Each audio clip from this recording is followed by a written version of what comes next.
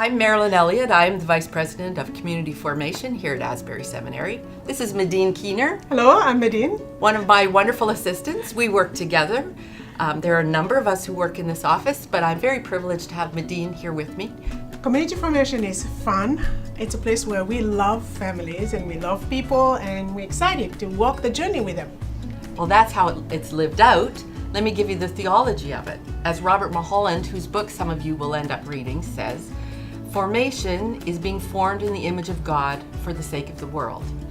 So being formed means that God works in us so that what we believe and what we experience turns us into the person that Christ would be if Christ were us.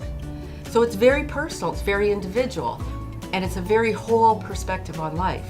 And then for the sake of others, if our formation, what God does in us, is self-focused and not for the sake of others, it really becomes kind of a well-disguised narcissism, where we're just enjoying all the benefits of God for ourselves and not for others. So that's what formation is, and it happens experientially, and that's why we work with families, and we love people, and we have fun.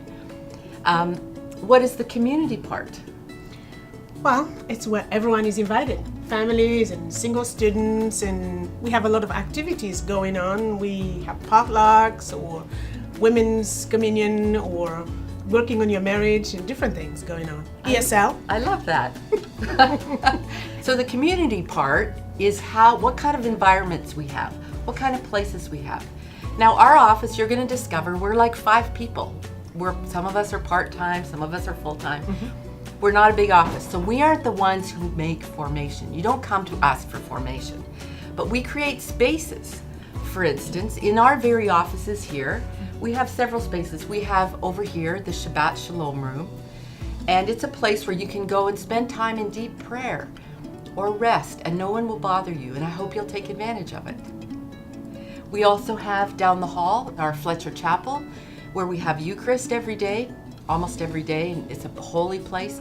Out behind Fletcher Chapel, a little secret place you might not know about, is a little garden. And it's beautiful and it's quiet, and anyone can go there anytime. You can take your lunch there. If you're sick of people, you can go there. If you're in love with someone, you can take them there. It's a beautiful little quiet place. So we create spaces, right? Yes, we do. We create spaces and we invite people in, and what happens in those spaces is what people bring. So sometimes sad things happen, sometimes happy things happen, but we share our life together. All of this we do in service to the mission of the school. We prepare men and women for the ministry that Christ calls them to. We prepare them by giving them theological education, by inviting their lives toward deep sanctification, and creating experiences where there's openness to the filling of the Holy Spirit. And those things are embedded right in our mission statement. And our work is the sanctification part. It's that the work of God in us isn't just in our head, but it's in our heart. And this happens through many venues. And so one of the metaphors we use is that we are conductors of formation here. You think of a conductor of an orchestra. We are not the orchestra. The community is the orchestra. But we are conductors. So if we see a little voice of formation, a little music of formation happening, we draw it into the symphony. We're constantly trying to create a greater song within the community.